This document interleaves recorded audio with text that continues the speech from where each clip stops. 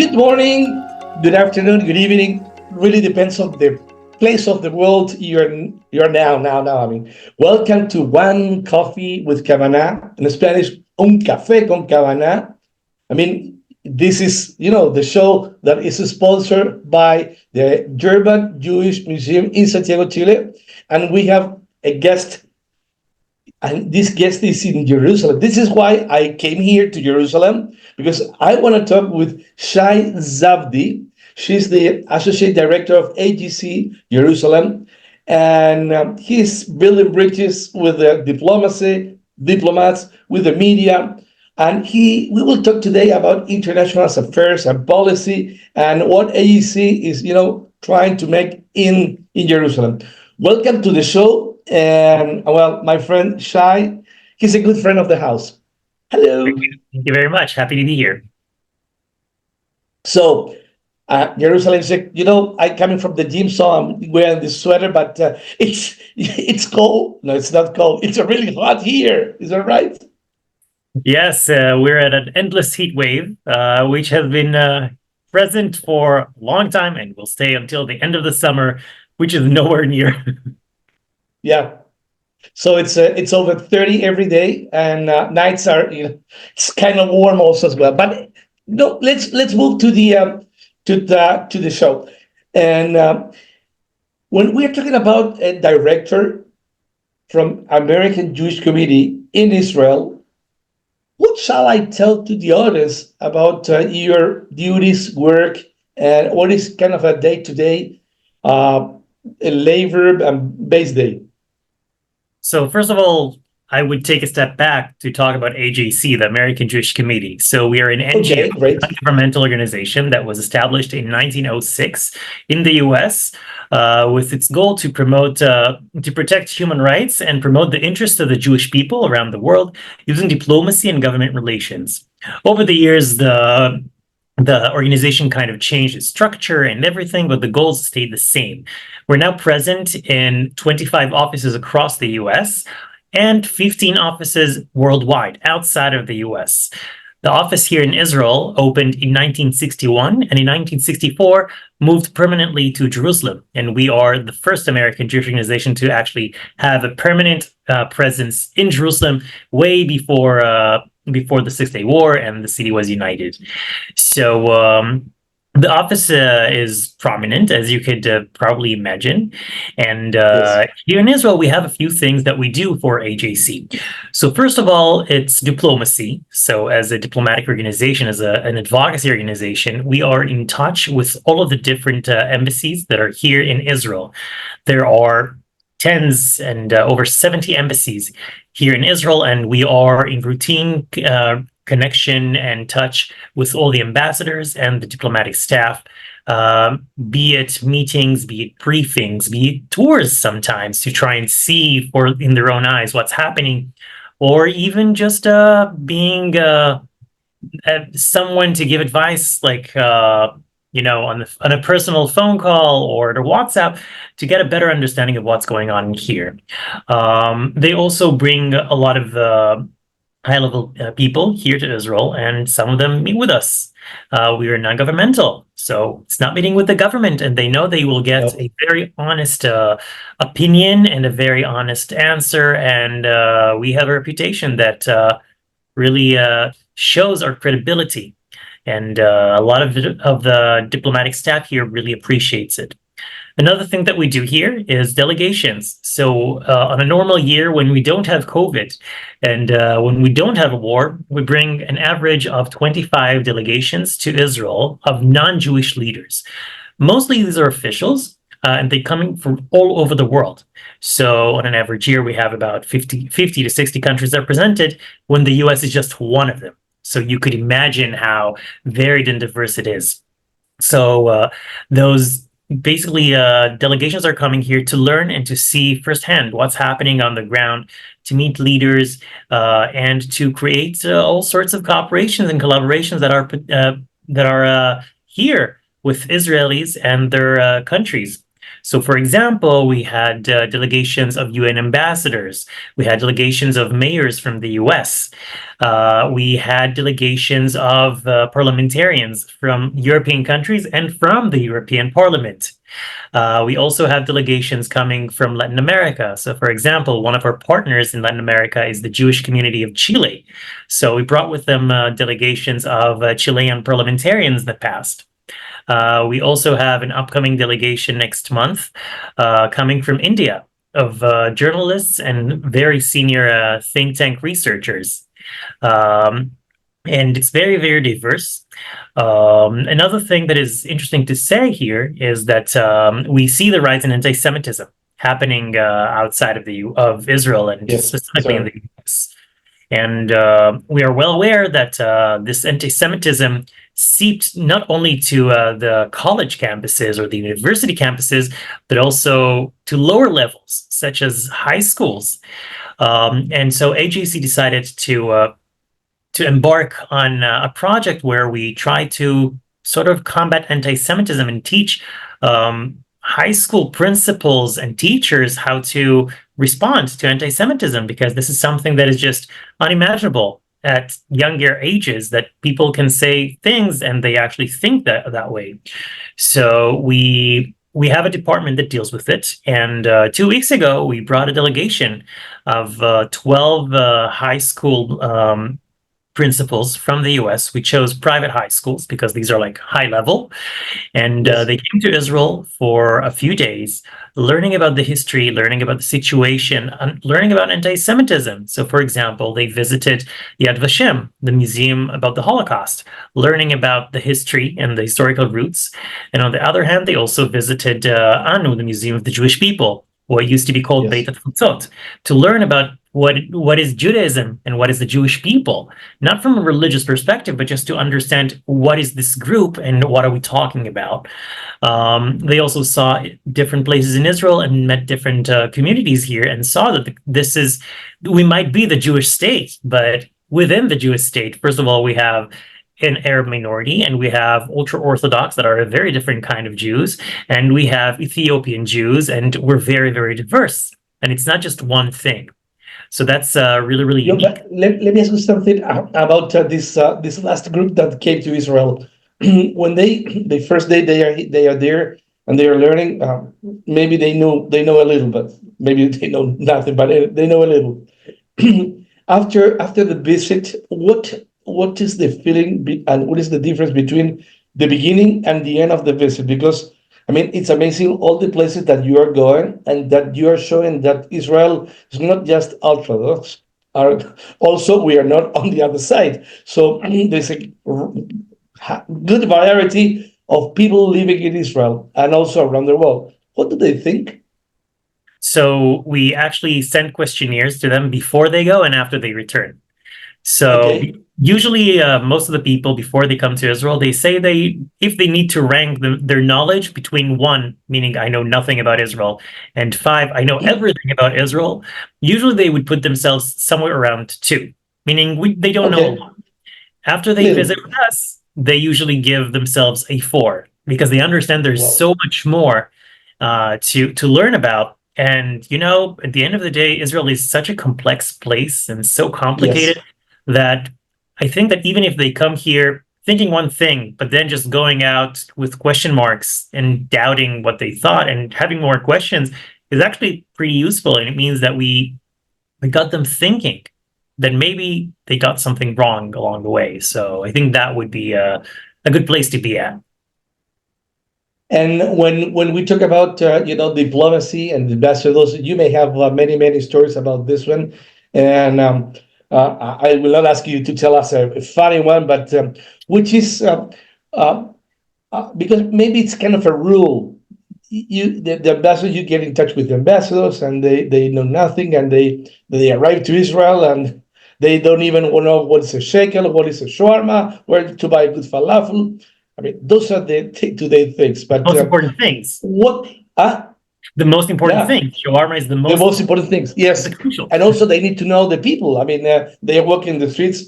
What is your work with this? I mean, getting along with those guys. I mean, walking and maybe in the streets and going to different places, and also working with them in their places and their offices. Can you tell us a little bit about that specific issue? Of course. So diplomacy is all about interpersonal connections and really Yes. connecting with other people. So first of all, we meet on a routine basis with almost all of the ambassadors who are posted here in Israel, and also their teams. We have a team in our office, the director, Avital Leibovich, myself, and another person in our office that does our young leadership. And we meet with everyone all the time, and we keep in touch with them. So we do a lot of activities for them. So some of them could be a little more formal, as said, like lectures or briefings, and some of them are a little less formal, like tours, or even just inviting them for a dinner at someone's house, meeting regular Israelis, and just connecting with people, because at the end of the day, it's a social thing, and this is also Yes. something that allows them to ask questions, normal people, and understand what normal people think of different issues. I mean, at the end of the day, we're not political, but we know that politics has so many different views. It's okay to have them exposed to all those relevant views. Um, a very interesting thing that you actually touched upon a bit is the fact that they can come to Israel from different places which have no connection to the Middle East or even to any of the topics that you would have to deal with when you're in Israel, and they don't really get any preparation. So we found out about that a few years ago, and we've started a course, an academic course, that we're doing in cooperation with a very prestigious research institute in Israel, the INSS, Institute for National Security Studies. And for 3 days, we give those newly arrived diplomats all the contents for getting a kickstart to understand what's going on. So it's like a 101 of about the Israeli economy, Israeli society, Israeli legal system, Israeli politics, which is, in case you haven't noticed, a mess and very hard to understand, even if you follow it. We talk about strategic issues. We talk about the security issues, which are sometimes a little harder to understand if you're not from here, and also if you're not a military person. So we sort of make it more accessible to them. We talk about our neighbors, and we have a lot of neighbors that are very different from one another. We talk about our relationship with the superpowers, because it's really important to understand what's Israel's relations with the U.S. and with Europe and with Russia and China as well, in order to really have a better understanding of where Israel is coming from in terms of our policy-making process when it comes to the foreign affairs.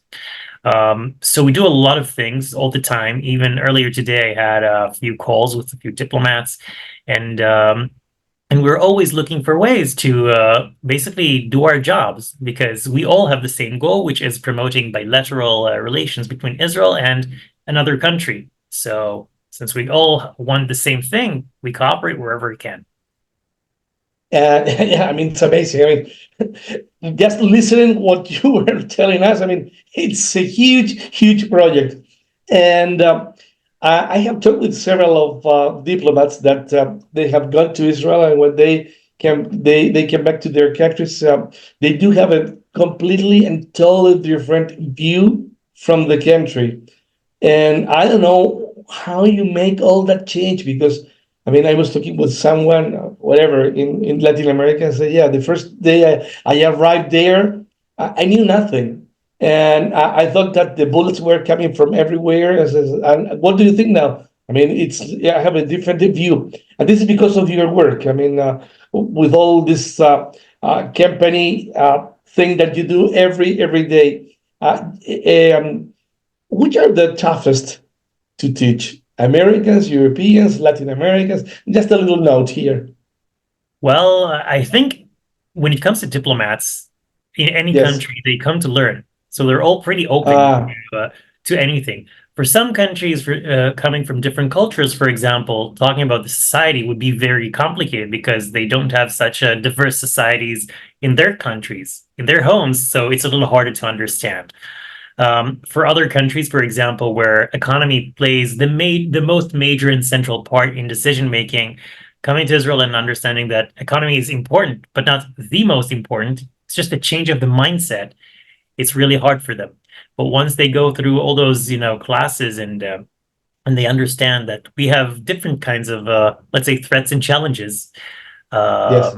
they all sort of open up and really they soak all this information that is thrown at them because they need it, and it really helps them.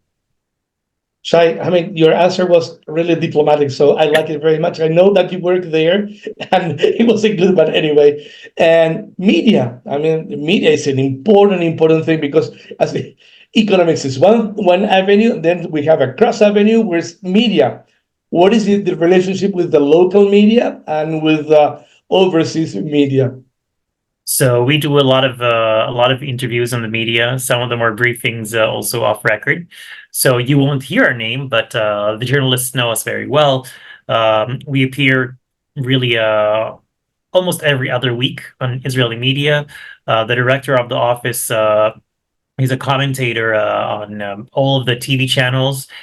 So if anything were to happen, be it security that has to do with an international affairs aspect, or Israeli-US relations, or anything that has to do with the diaspora, usually we would get a phone call asking to invite her immediately as a panelist on or a commentator on the TVs or the radios. When it comes to international media, so we talk about things that have to do specifically with Israel, and we also give interviews in international media. And surprisingly, we have many interviews coming from India, which are very much interested in what's happening here in Israel, be it security or in general, which is very interesting because, it's such a faraway country, but then they have so much interest in us. And yes, well, I was talking with your representative from AJC in India, and I was also surprised first that there were many. I mean, there's a population of 10,000 Jews living there, and the roots that the Jewish people have gotten there, it's amazing. I mean, many years ago, and plus the most interesting thing is that the interest, and even though I'm repeating, the interest from the Indian people about Israel, it's amazing. And because you are there, what do you think? Which might be this interest? Why is this interest? Maybe I will touch a little bit about geopolitics, but this is because I mean they know that China is over there, they know that Russia is over there, or there's a special interest from India because it's amazing the interest from the Indian people about Israel. I think it comes, first of all, from the history. There's Jewish presence in India for years and years, and the Jews are an integral part of India. Right, we're pretty small, but still it's Yes. significant. And also the historic relations between the countries, Israel and India, have known, let's say, challenges and difficulties and successes.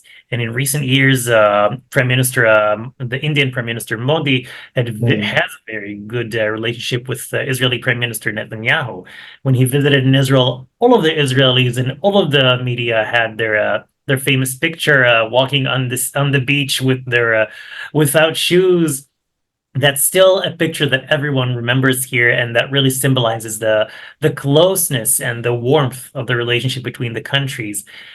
So that's really something that you see. And in general, India is mentioned in Jewish history, not only in the Israeli history of the contemporary things.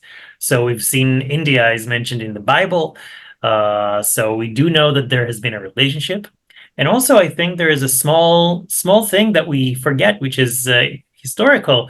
Both countries were under British mandate. So I think that Yes. also has something to do with the connection between the two countries. Yeah, there's only one different thing. I mean, the other guys driving on the other side, and in Israel we still drive, kind of normal. We drive correctly. Yeah, I mean, you drive on the correct side, but the Israeli traffic is not very good. It's kind of a mess. But let's go back to the show. Building bridges. AJC is always building bridges. And let's talk about future. I mean, about hope, about future. What do you see about this nice sentence, building bridges for the future. So, as you mentioned, we do have a lot of work trying to, first of all, in the US, Jews are a minority. So they try to cooperate with other minorities. So, for example, the largest minority plurality, maybe this would be the better word, is the Latinos in the US. So we have Yes. a lot of relationship building that we're doing with the Latin community, Latino community in the U.S. This is done through a department that we have that is based in D.C. and has representation both in Texas and in Florida and on the West Coast. And really, we work with leaders of the Latino communities to try and first of all, promote better understanding of their needs and our needs, and we cooperate where we can. And also, we have some of those, if we're trying to connect to what we do here in Israel. So Yes. we bring delegations, for example, of Latino leaders to Israel, Latino from the US. So we have about one or two delegations like this coming every year. And it's really important because this is investing in the future. Another way that we're building bridges in is our connections, for example, with the Arab world. So being a non-governmental organization, we have access to places that, let's say, the Israeli government would not have as a government. So we have relations with countries that don't have relations with Israel, which is very important because, at the end of the day, if you don't know someone, you can tell yourself stories and all sorts of tales and create a barrier, which we try to break by talking to people directly and really making a difference. And I can tell you that we do see some very, very good successes. We've done this in the past as well with some countries in the Muslim world where we were very much involved with their establishment of relations with Israel. And really, it's a process that you're doing. It's creating those connections with people, and it's really I'm trying to think like how to say it properly, but even for me, going on vacation, just driving in the middle of nowhere in the US, and I'm not American. So for me, going to different places in the US that are not the big cities is always an adventure. And talking to people, and for them meeting an Israeli for the first time in their lives, and being able to ask questions and to learn about different life experience, it's something that really changes their perspective. People at the end of the day are people. They're open to hear. They're curious because you are something different. And by talking to people, you sort of create this bridge, which is this is the best word that I can say. And really, this creates our next generation of friends. Really good message. I was taking care about this one because I will talk about building bridges, talking to people, opening your eyes and ears, and connecting with people and friends, making friends. And I see that this is what AJC is doing around the world. And well, this podcast program, show, whatever, it's looking towards that one. I mean, we would also like to be kind of a voice telling people, I mean, we need to open our minds, because if we talk with others and we build these bridges, we will have friends in the future that will know that Jewish is not what they think. It's something different. And also Israel, that is a really difficult country to understand. We know it because we are Jewish. But when you are not part of this organization, I mean, you don't know. I mean, walking in this street that I have behind me, it's not very difficult. And while you are there, you know where you are. But I mean, it's a great conversation and also a great learning for me, because again, at the end of the day, building bridges and making friends is one of the most important things that every organization and every Jewish shall do in the future. For have better friends and I hope really that no more wars. Amen. And So let's have that's what I our believe. messages back. That's what I believe. Anyway, Shay, thank you very much. I mean, the time flies and flies and flies, and it has been a great show. Uh, And I would like to thank you from Santiago, Chile, one coffee from Cabana, and you know that we have a podcast.